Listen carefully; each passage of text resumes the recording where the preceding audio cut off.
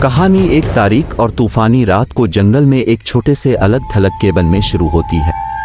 सारा 20 साल की एक नौजवान औरत अकेली है, चिमनी के साथ लिपटी हुई है। बाहर हवा चल रही है और केबन की खिड़कियों पर बारिश के नलके।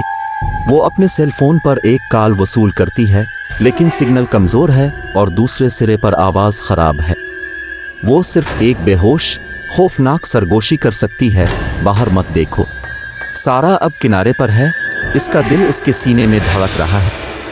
वो टार्च पकड़ती है और एहतियात से खिड़की के करीब आती है। वो बाहर और फासले पर झांकती है। वो दरख्तों के दरमियान खड़ी एक शख्सियत को देखती है जो जुज़वी तौर पर बारिश और अंधेरे से छपी हुई है। कोई तफसीलात बताना बहुत दूर है, लेकिन वो इसकी नज़रें इस पर महसूस कर सकती है। वो जल्दी से पर्दे बंद करती है। केबन को मुकम्मल अंधेरे में डालकर बिजली चली जाती है। सारा अपनी टार्च के लिए फड़फड़ाती है और इसे ऑन करती है। फोन पर खौफनाक सरगोशी उसके दिमाग में दोबारा चल रही है। वो पुलिस को कॉल करने का फैसला करती है, लेकिन इसके सेल फोन की बैटरी बिल्कुल इसी तरह ख़त्म हो जाती है जब वो 911 डायल करती है। वो बैरूनी दुनिया से मुकम्मल तौर पर कट चुकी है। सारा को अटारी से आने वाली अजीब और गरीब आवाज़ें सुनाई देती हैं।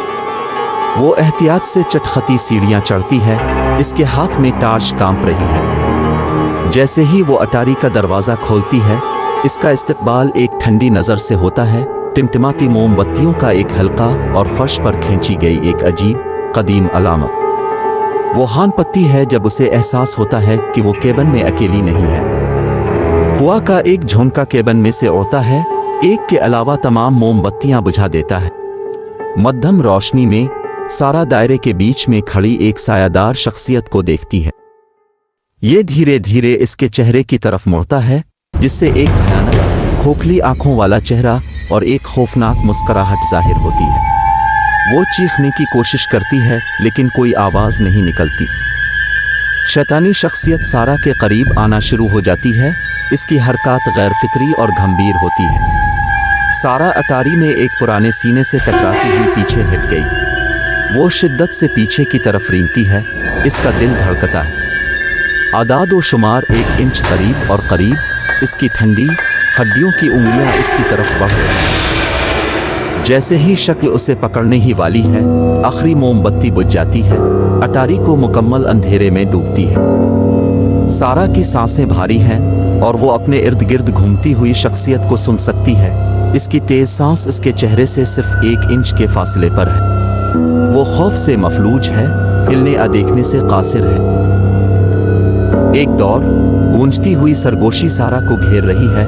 मैंने तुमसे कहा था कि बाहर मत देखो। अचानक केबन एक अंधी दूसरी दुनिया की रोशनी से भर गया है। जब सारा की बीनाई आखिरकार वापस आती है, तो वो अटारी में अकेली होती है। शक्ल खत्म हो गई है और फर्श पर मौजूद अलामतें गायब हो गई हैं।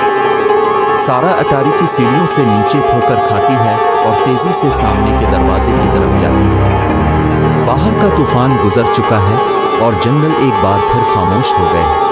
वो दरवाज़ा खोलती है और बाहर निकलती है, लेकिन जब उसने केबन की तरफ पीछे देखा, तो उसे खिड़कियों में से एक में एक बेहोश भूत जैसी शख्सियत खड़ी नजर आती है। इसके चेहरे पर अब भी एक मुड़ी हुई मुस्कुराहट नजर आती है।